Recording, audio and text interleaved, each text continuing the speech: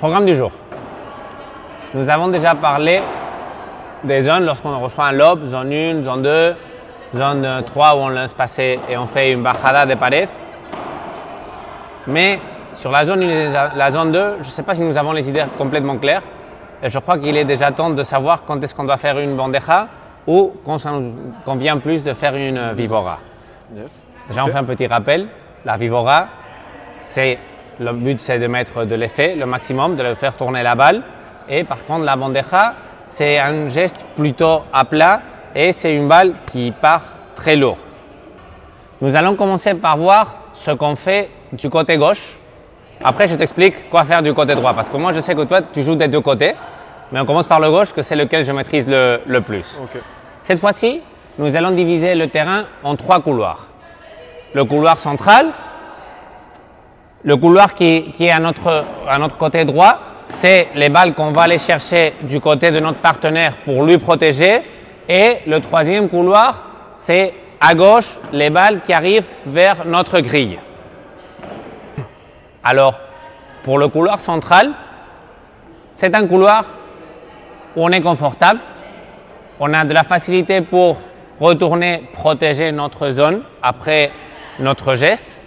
Et c'est une balle à laquelle on va devoir quand même se décaler un tout petit peu pour bien l'avoir à côté de notre tête et pouvoir la toucher. Donc, le geste qui nous convient de plus ici, ça va être la bandeja. La balle lourde qui a du poids et qui après le rebond n'est pas facile à contrer. Donc, l'adversaire, c'est très possible qu'il ait besoin de la laisser passer et de jouer après la vitre. Il va s'enfermer un peu dans son coin et c'est une balle qui nous va permettre de continuer l'attaque avec le contrôle. Très important de viser sur son pied gauche et pas son pied droit. Parce que si on vise son pied droit, il va se décaler un peu et c'est là qu'il va pouvoir nous faire une chiquita, un lob et qu'on va perdre le contrôle. Donc, on l'enferme dans le coin avec une bandeja bien lourde. Okay. Première zone. Deuxième zone, Vérifier. Partie centrale du terrain vers le côté de notre partenaire. C'est ici que nous allons utiliser la vivora. Pourquoi? Parce que la vivora, on va faire un petit rappel, c'est un geste qui cherche de l'effet. Pas de l'effet slicé, mais de l'effet sur le côté de la balle. Et pour jouer cette balle, notre déplacement va être totalement vers le côté, vers la droite. Donc, si on arrive avec la force de notre corps et on fait une bandeja, c'est très possible que cette balle s'échappe et qu'on fasse une faute vers la grille. Donc, on va profiter du geste de la vivora pour attraper la balle, travailler sur le côté de la balle et faire une balle bien profonde. Avec beaucoup d'effets. Avec beaucoup d'effets pour que la balle se complique après le rebond et notre adversaire, à nouveau, ait à la laisser passer, à jouer après la vitre. Et surtout, on évite la faute vers la grille. Zone 2. Pour la troisième zone, la grille, c'est une balle qui va nous faire un très grand déplacement. Donc, très attention à ce qu'on joue. Parce que si on joue vers la vitre du fond croisé, on va laisser toute la partie du milieu libre et notre adversaire va pouvoir contrer très facilement. Donc, on se déplace. Deux options. On fait une bandeja, on se déplace très vite. Et on va viser le mur du côté, la vitre du côté Panel, ou la grille latéral. avec une balle bien profonde. Deuxième option, on la laisse un peu sur notre tête. On fait semblant d'aller faire une frappe et on fait un smash lifté à nouveau en cherchant la vitre latérale ou la grille. L'avantage de ce geste, c'est que notre adversaire, il ne va pas savoir si on va frapper. Du coup, on va obliger à l'adversaire de partir de sa position de confort, d'avancer et d'être un peu plus perdu.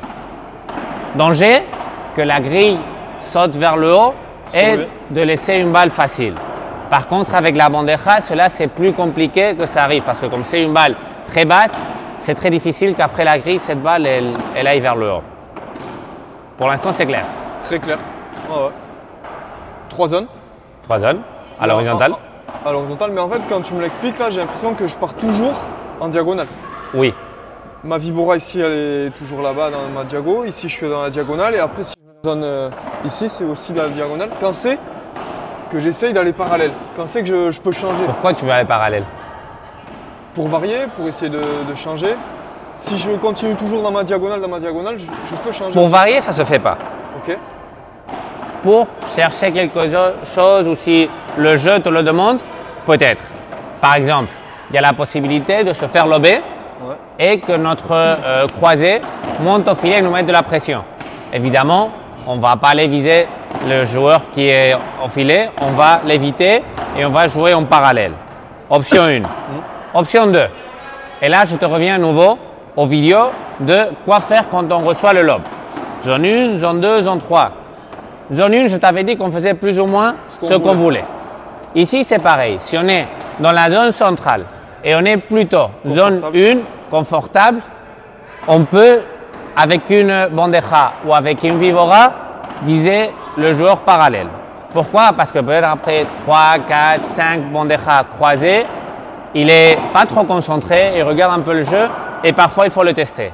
Mais très important, quand on change, c'est parce qu'on est vraiment sur notre position et on est prêt à recevoir son coup en demi-rebond. Parce que si jamais il arrive à faire une contre-attaque avec sa demi-volée, là, on va avoir un très grand espace à côté de notre grille.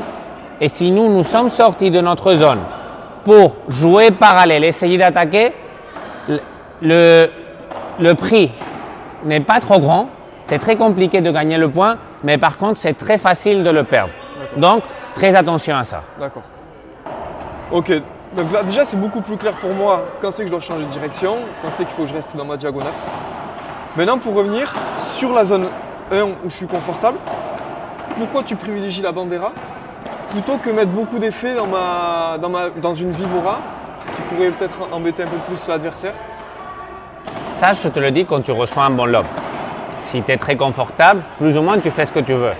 Mais si tu reçois un bon lob et que tu cherches à mettre de l'effet, ta balle va flotter plus. Ouais. Du coup, tu vas même donner le temps à l'adversaire de faire un petit pas, avancer et jouer avec une volée. Chose qui ne te convient pas du tout parce que ce n'est même pas une demi-volée que tu vas te prendre en contre-attaque, c'est une volée et ton adversaire va pouvoir venir au filet. La bandeja, comme c'est une balle plate, c'est une balle beaucoup plus lourde. Après le rebond, elle te pousse vraiment vers l'arrière. Donc c'est avec une bandeja que tu vas avoir la garantie que ton adversaire va devoir contre-attaquer.